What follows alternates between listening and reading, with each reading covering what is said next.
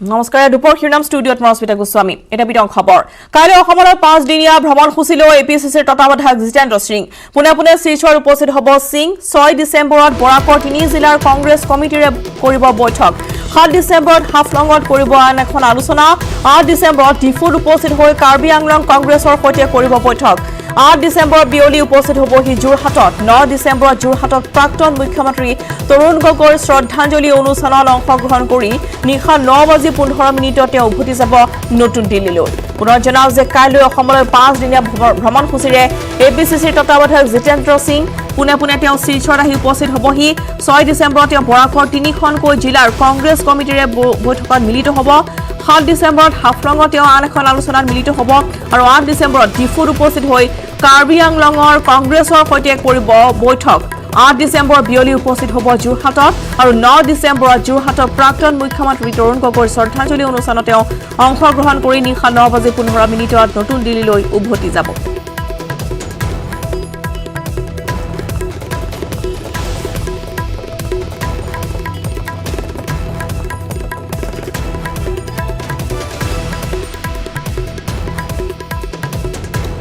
ধন্যবাদ জনাইছো যে 5 দিনীয়া ভ্ৰমণ সূচীৰে কাইলৈ এপিচিচিৰ তত্বাৱধায়ক জিতেন্দ্ৰ সিং আৰু পুনে তেওঁ শিলচৰত আহি উপস্থিত হ'বহি কাইলৈ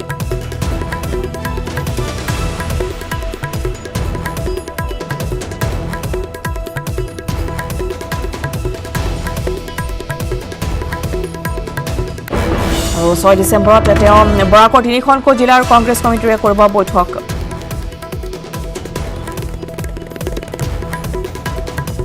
আৰু তেওঁ পুনে শিলচৰ কালিকৈ উপস্থিত হ'বগৈ 6 ডিসেম্বৰ বৰাকৰ 3গৰাকীকৈ জিলাৰ কংগ্ৰেছ কমিটিৰে বৈঠকত মিলিত হ'ব যেটো নিৰ্বাচন সমাগত তাৰ বাবে প্ৰত্যেকে ৰণকৌশল ইতিমধ্যে প্ৰস্তুত কৰিছে আৰু ইতিমধ্যে আমি জনাইছো যে 7 ডিসেম্বৰত তেওঁ হাফলঙত আন এখন বৈঠকত মিলিত হ'ব 8 ডিসেম্বৰত ডিফুত তেওঁ উপস্থিত হৈ কাৰ্বি আংলং কংগ্ৰেছৰ সৈতে কৰিব বৈঠকত আৰু মিলিত হ'ব লগতে 8 ডিসেম্বৰ বিয়লি তেওঁ যোৰহাটত গৈ উপস্থিত হ'বগৈ আৰু প্ৰয়াত 9 ডিসেম্বৰত প্ৰয়াত মুখ্যমন্ত্ৰী প্ৰাক্তন মুখ্যমন্ত্ৰী তৰুণ গগৈৰ শ্ৰদ্ধাঞ্জলি অনুষ্ঠানত তেওঁ অংশগ্ৰহণ কৰিব নিশা 9:15 তেওঁ দিল্লীলৈ উভতি যাব 5 দিনীয়া ভ্ৰমণ সূচী আৰু এই ভ্ৰমণ সূচীৰে তেওঁ অসমলৈ আহিব এপিচিচিৰ তত্বাৱধায়ক জিতেন্দ্ৰ সিং কিছুদিন পূৰ্বে তেওঁ অসমলৈ আহিছিল আৰু পুনৰবাৰ 5 দিনীয়া ভ্ৰমণ সূচীলৈ এপিচিচিৰ তত্বাৱধায়কগৰাকী আহিব আৰু 5টা দিনতে পৃথকে তেওঁ ৰাজ্যৰ ভিন্ন প্ৰান্ত ভ্ৰমণ কৰিব লগতে বৰাকৰ 3খনকৈ জিলাৰ কংগ্ৰেছ কমিটিৰে বৈঠকত মিলিত হ'ব বৰাকত কংগ্ৰেছৰ কেনে ধৰণৰ স্থিতি বা আগন্তুক নিৰ্বাচনত বৰাকত কেনে ধৰণে আচলতে শক্তিশালী ৰূপত কংগ্ৰেছ আত্মপ্ৰকাশ কৰিব পাৰে তাৰে লৈ আলোচনাত মিলিত হ'ব 7 ডিসেম্বৰত তেওঁ আন এখন বৈঠকত মিলিত হ'ব হাফলঙত লগতে 8 ডিসেম্বৰত তেওঁ ডিফুলৈ যাব কৈ তেওঁ কংগ্ৰেছ কমিটিৰ সৈতে বৈঠকত মিলিত হ'ব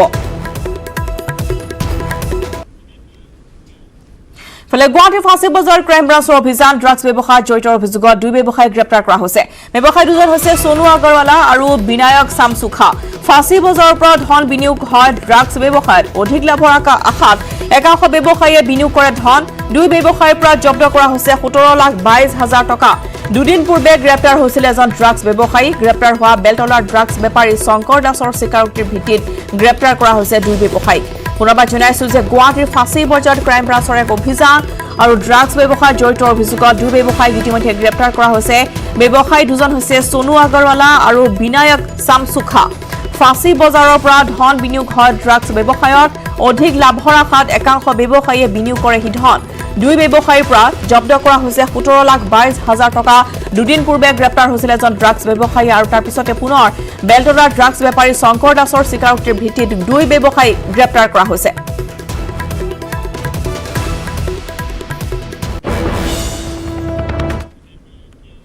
বিদেশী পুঁজিৰে দেশ বিৰোধী কাম কাজ কৰাৰ অভিযোগ আজমল ফাউণ্ডেশ্যনৰ বিৰুদ্ধে নিৰ্বাচনৰ প্ৰাক মুহূৰ্তত এআইইউডিএফৰ মুৰব্বী বদৰুদ্দিন আজমলৰ ভেটিত কপনি তুলি এই অভিযোগ কৰিছে সত্যৰঞ্জন বৰাই বৰাৰ অভিযোগ যে বছৰি প্ৰায় 17 কোটি টকা বিদেশী পুঁজি লাভ কৰিছে আজমল ফাউণ্ডেশ্যনে কিন্তু সমাজ সেৱাৰ সলনি এই পুঁজি আজমল ফাউণ্ডেশ্যনে ব্যৱহাৰ কৰে দেশ বিৰোধী আৰু হিন্দু বিৰোধী কাম কাজত শিৱসাগৰত এই বিস্ফোৰক অভিযোগ সত্যৰঞ্জন বৰাৰ এক সংবাদমেলত বৰাই কয় যে বিগত বছৰত আজমল ফাউণ্ডেশ্যনলৈ বিদেশৰ 5 ঠাইৰ পৰা আহিছে 69.5 কোটি টকা ইয়াৰে মাত্ৰ 2.5 কোটি টকা আজমল ফাউণ্ডেশ্যনে সমাজ সেৱামূলক কামত ব্যৱহাৰ কৰিছে বাকি সমুদায় ধন আজমল ফাউণ্ডেশ্যনে হিন্দু বিৰোধী শক্তিৰ নামত খৰচ কৰে বুলি বিস্ফোৰক অভিযোগ তেওঁ আনিছে বিদেশী পুঁজি পঠোৱা সংস্থাসমূহৰ বহুকেইটা ভাৰত বিৰোধী ইছলামিক সন্ত্ৰাসবাদী সংগঠনৰ সৈতে জড়িত বুলি অভিযোগ কৰিছে বৰাই অচিৰে সত্যৰঞ্জন বৰাই আজমলৰ বিৰুদ্ধে গুৱাহাটীত ৰুজু কৰিব গোচৰ উল্লেখযোগ্য যে লিগেল ৰাইট অবজাৰভেটৰী নামৰ এটা সংস্থায়ো আজমল ফাউণ্ডেশ্যনৰ বিৰুদ্ধে বিদেশী পুঁজি দুৰ্ব্যৱহাৰ কৰাৰ তথ্য প্ৰকাশ কৰিছে শিৱসাগৰ পৰ্যটন ভৱনত অনুষ্ঠিত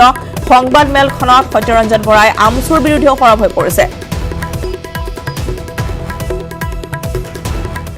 যে 69.55 crore ফান্ডিং আহিছিলে তাৰ প্ৰথম ফান্ডিংটো আহিছে কৰ পৰা জানে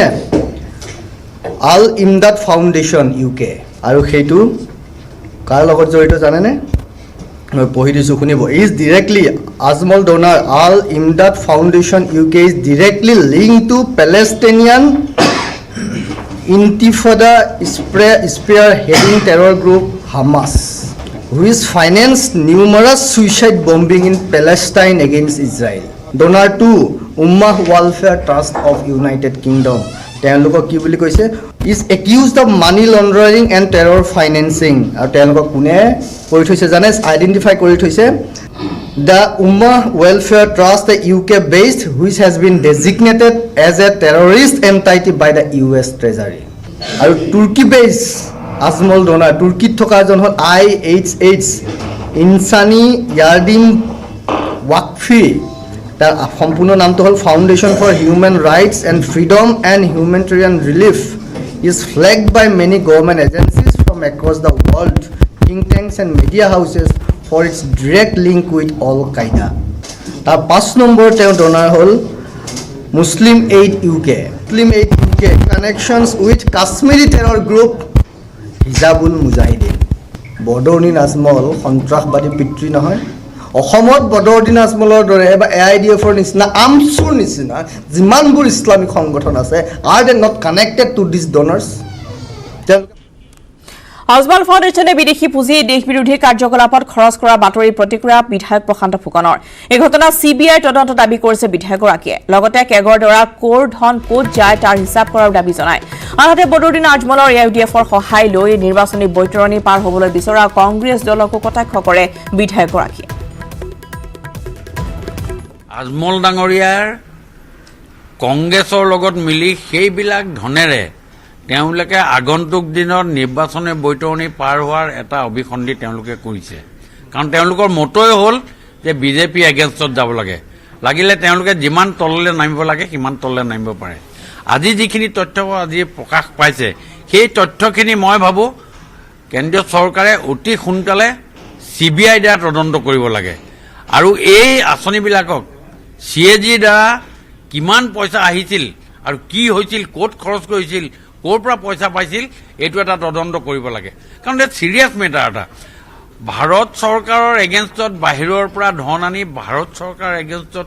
কিবা বিদ্ৰোহী সংগঠনক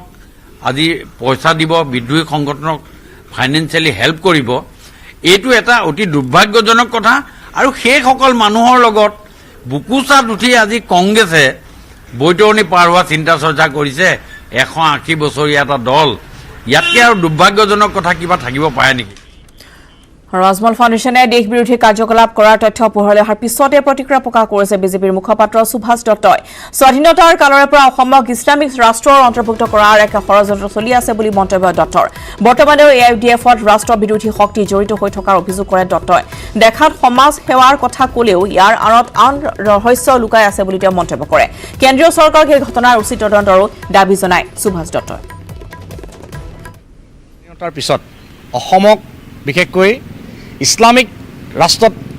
সামিল কৰাৰ কাৰণে এটা ষড়যন্ত্ৰ ভাৰতবৰ্ষৰ স্বাধীনতা আগৰ পৰা চলি আছে আৰু যিটো ষড়যন্ত্ৰ সেই সময়ত মুছলিম লীগে বিশেষকৈ গ্ৰুপ চিত অন্তৰ্ভুক্ত কৰি অসমখনক পূব পাকিস্তানৰ লগত সামিল কৰাৰ কাৰণে যিটো ষড়যন্ত্ৰত সেই সময়ত আছিল সেই ষড়যন্ত্ৰকাৰীসকল এতিয়াও জীয়াই আছে বা এই ষড়যন্ত্ৰকাৰীসকলৰ বীজটো এতিয়াও ইয়াত আছে আৰু এই বীজটো আমি বাৰে বাৰে অভিযোগ উত্থাপন কৰি আহিছোঁ যে এই বীজটো এটা সময়ত কোনোবাই UMF কৰিছে কোনোবাই প্ৰজা ছ'চিয়েলিষ্ট পাৰ্টিত আছে আৰু শেহতীয়াকৈ UDF-ত আছে আৰু UDF-ত যে এই যে আমাৰ ৰাষ্ট্ৰবিৰোধী যে শক্তি যে সোমাই আছে এই কথাটো আমি বাৰে বাৰে কৈ আহিছোঁ আৰু আজমল ফাউণ্ডেশ্যনৰ যোগেদি যিবিলাক কাম কাজ হয় দেখাত আমি ছ'চিয়েল ৱৰ্ক এইটো আমাৰ কাৰো সন্দেহ নাই কিন্তু তেখেতসকলে তাৰ যোগেদি যে এটা বেলেগ এটা ধৰণৰ যে ইয়াতে যে কচুৱাজ যে চলাই আছে এই কথাটো এতিয়া চৰ্চাত আহিছে গতিকে আমি নিশ্চিতভাৱেতো আমাৰ চৰকাৰে এই ক্ষেত্ৰত নিশ্চয় তদন্ত কৰিব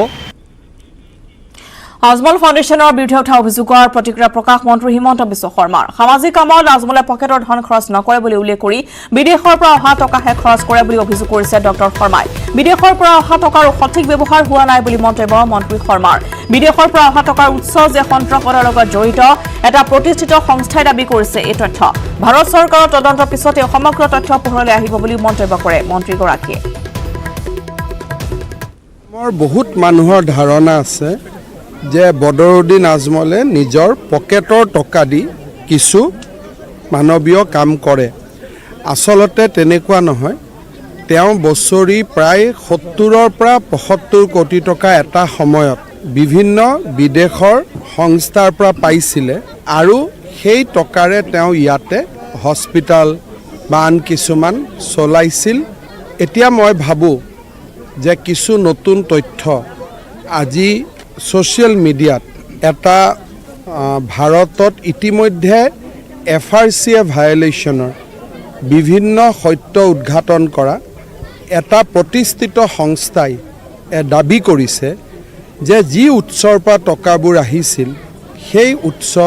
সন্ত্ৰাসবাদৰ সৈতে জড়িত দ্বিতীয়তে যিমান টকা আহিছিল সেই টকাৰো ইয়াত উচিত ব্যৱহাৰ হোৱা নাই মই ভাবোঁ যে এই দিশটো ভাৰত চৰকাৰে নিশ্চয় তদন্ত কৰিব কাৰণ FRCA ভাৰত চৰকাৰৰ অধীনত আৰু যদি তদন্ত হয় আমি ইয়াৰ কথা গম পাম এতিয়া এই কথাখিনি গণমাধ্যমত প্ৰকাশ হৈছে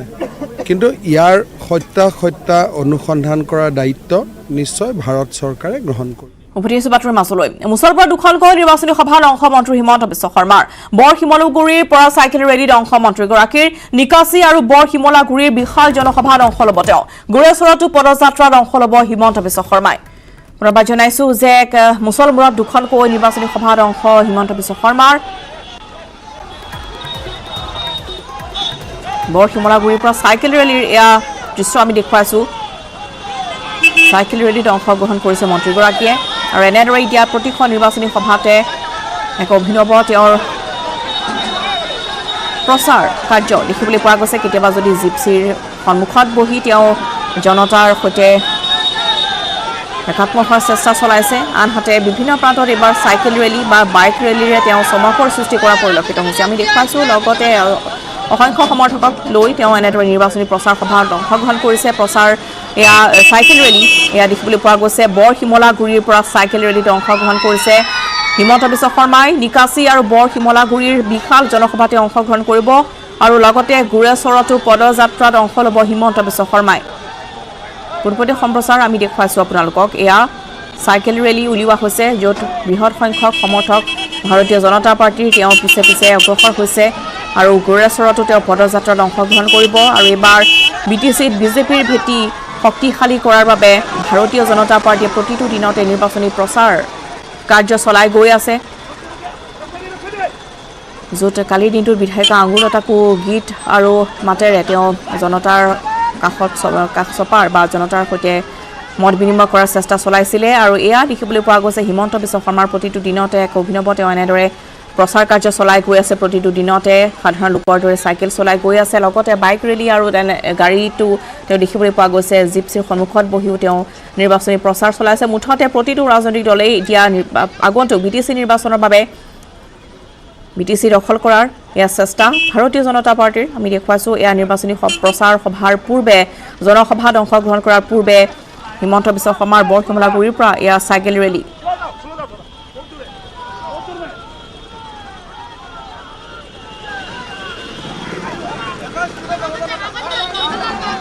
দুখনকৈ বিশাল জনসভাত অংশগ্ৰহণ কৰিব মাজত মাত্ৰ দুটা দিন বাকী আছে দুটা দিনৰ মাজতে এতিয়া প্ৰতিটো ৰাজনৈতিক দলে এনেদৰে প্ৰচাৰ কাৰ্য তীব্ৰতৰ কৰি তুলিছে BTC এবাৰ কাৰ হ'ব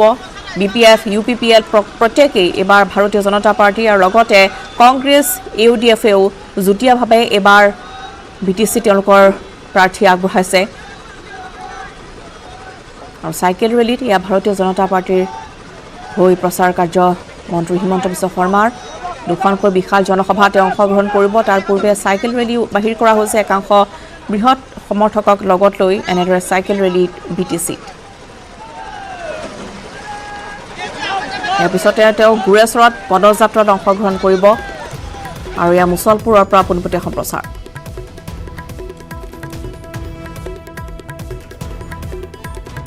চাইকেল ৰেলীত হাজাৰ হাজাৰ লোকে অংশগ্ৰহণ কৰিছে